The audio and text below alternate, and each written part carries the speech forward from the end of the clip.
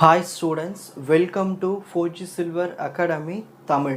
இந்த வீடியோவில் நீங்கள் என்ன தெரிஞ்சுக்க போகிறீங்கன்னா probability density. இது வரைக்கும் நம்ம என்ன படித்தோம்?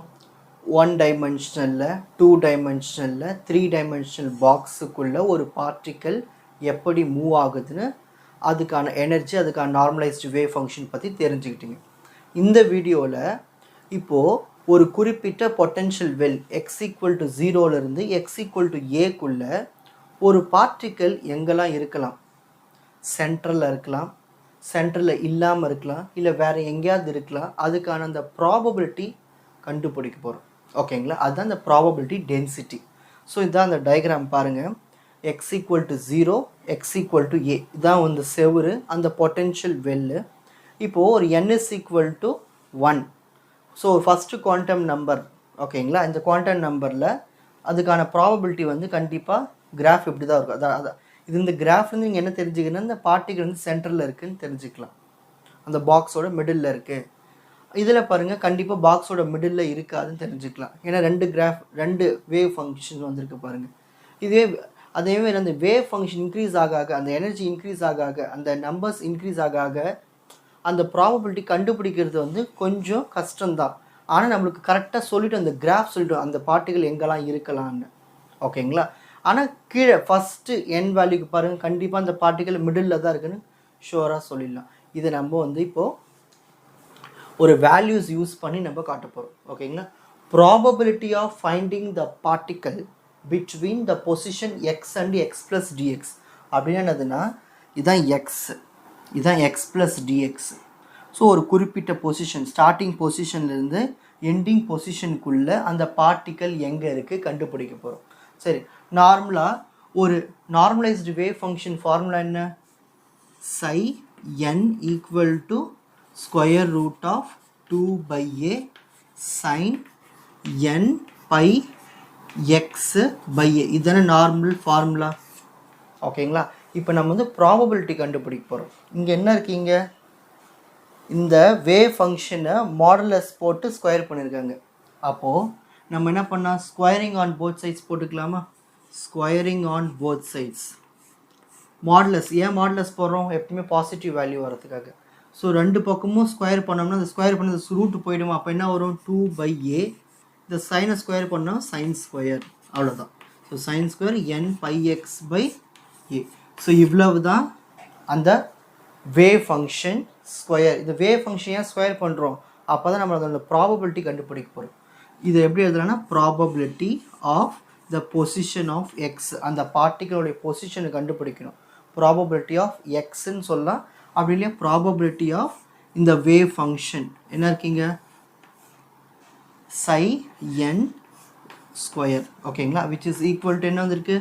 2/a sin square n pi x/a. So இதுதான் வந்து நம்மளுக்கு கிடைச்சிருக்கிற அந்த ப்ராபபிலிட்டிக்கான வேல்யூ. இதை யூஸ் பண்ணி தான் என்ன பண்ணுவாங்கன்னா ஒரு பார்ட்டிக்கல் எங்கே இருக்குன்னு அந்த கிராஃப் மூலயமா கண்டுபிடிப்பாங்க. ஓகேங்களா? சரி, இப்போ நம்ம என்ன பண்ண போகிறோம்னா மொத்தம் 3 வேல்யூஸ் இருக்குது. ஃபஸ்ட்டு x = 0லேருந்து x = a தான் பொசிஷன். ஸோ பொசிஷன், இந்த பாக்ஸோடைய பொசிஷன் எப்படி பார்த்துக்கலாமா? செவுரு, ஃபஸ்ட்டு ஸ்டார்டிங் செவுரு என்ன? x = 0. எண்டிங் செவுரு என்ன? x = a. செவுருன்னா ஒன்றும் இல்லை, வால். அந்த வால் தானே பொட்டென்ஷியல் பாக்ஸாக இருக்குது. So x = 0, x = a. இதில் ஃபஸ்ட்டு நம்ம என்ன கண்டுபிடிக்க போகிறோம்? ஃபார் த வேவ் ஃபங்க்ஷன் 1, இந்த ஃபஸ்ட்டு வேவ் ஃபங்க்ஷன் கண்டுபிடிக்க போகிறோம். ஓகேங்களா? சரி, ஒரு பார்ட்டிக்கல் வந்து எங்கே இருக்குதுன்னு கண்டுபிடிக்கிறதுக்கு அதுக்கு formula x =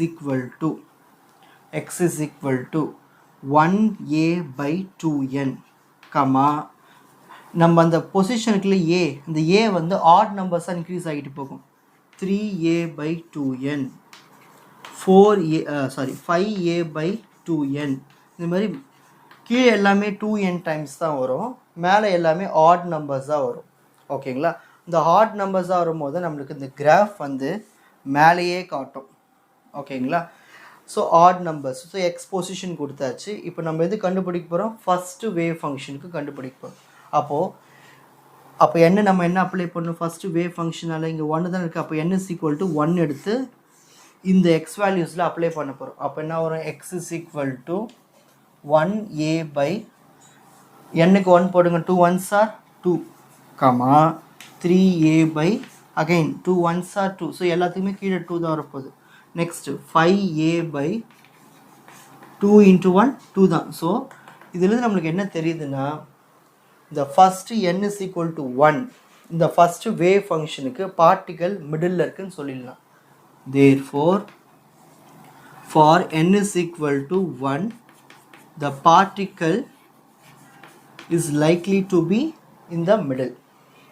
Particle is likely to be in the middle of the potential box.